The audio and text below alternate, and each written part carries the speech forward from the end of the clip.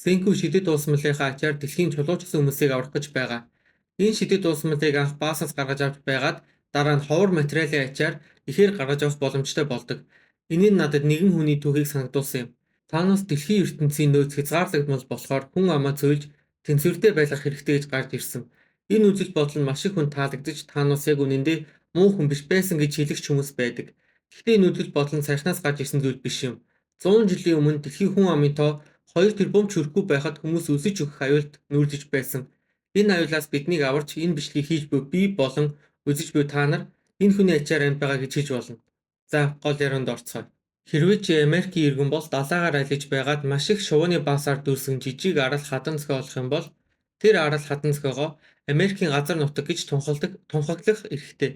Америк аригчин даана. Америкийн усан цэргийн арим чиний олсон баастай арлыг хамгаалалтаа авдаг.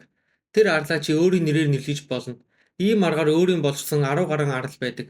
Энэ хууль 1856 онд батлагдсан хуульч гэсэн одоо ч гэсэн хүчинтэй хууль юм. Яагаад хүмүүс ингэж их баас хүсэж байгаа юм бол цуг мэдэж авцгаая. Перугийн цагад сая шууд цуглардаг аралнууд байдаг. Аралтай ойр далайн загас их.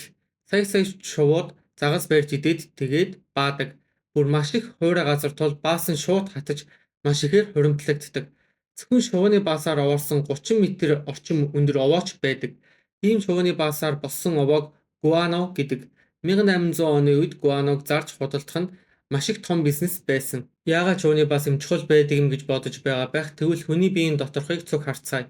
Хүний биеийн ихэнх хэсгийг хүчил төрөгч, тэгээд нүүрс төрөгч, ус төрөгч, тэгээд дөрөвдөг чухал бодис болох азот.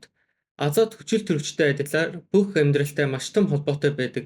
Хүн азотыг хүнсний ногоо идэж нөхдөг. Эсвэл ногоо иддэг амьтан идэж нөхдөг. Харин хүнсний ногоо маань хөрснөөсөө азотыг авдаг. Нэг газараа олон жил ногоо тарих юм бол тухайн газрын хамаг азотыг шахаж дуусна гэсэн үг. Ингэснээр шинэ нэрвэл ногоо уруулж чадхаа болно. Энэ асуудлыг шийдэх ганц арга нь хөрсөндөх азотыг нэмэх юм. Энд л тэр гуаноч нь орж ирнэ. Гуаногийн 20% нь азот байдаг. 100 жилийн өмнөх тариачид гуано хөрсөндөө цацснаар ногоон сайн ургаж байгааг анзаарсан. Ингэснээр өргөнөөр хэрэглэх болсон. Америкаас гадуурх улсууд хараахан энэ гуано буюу шувууны баасны чухал хэрэгцээг ойлгоогүй байсан болохоор 1865 онд Перу, Чили, Эквадор, Боливиа гэх газруудаас баасны арлуудыг нь цэргийн хүчээр булааж авсан байдаг.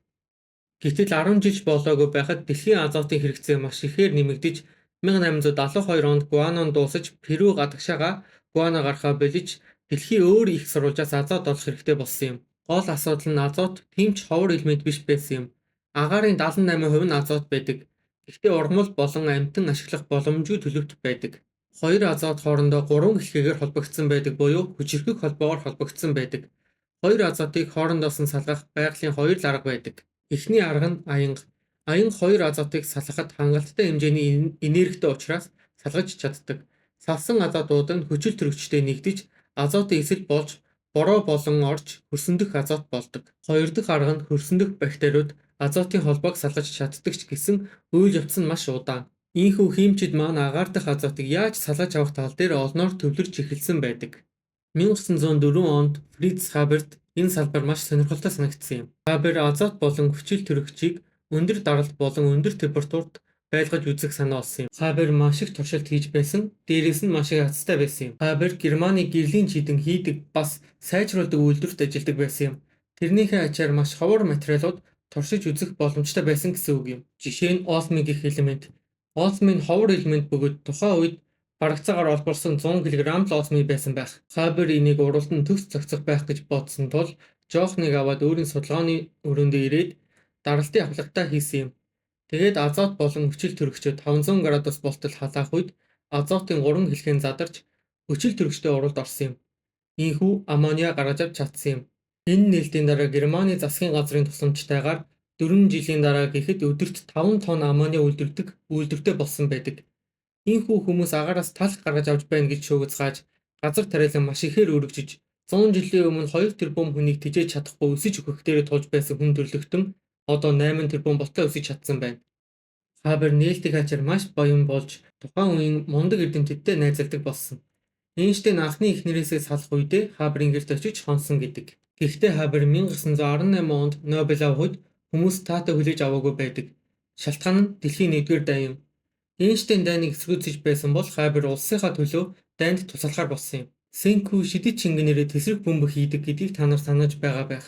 Азотын 3 холбоог салгахын тулд маш их энерги хэрэгтэй байдаг шиг бутаж холбох үед маш их энерги ялгардаг.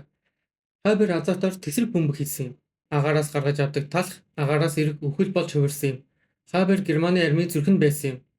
Ийм зэвсгээ туршиж үзээд Хайбер сэтгэл дундуур байсан.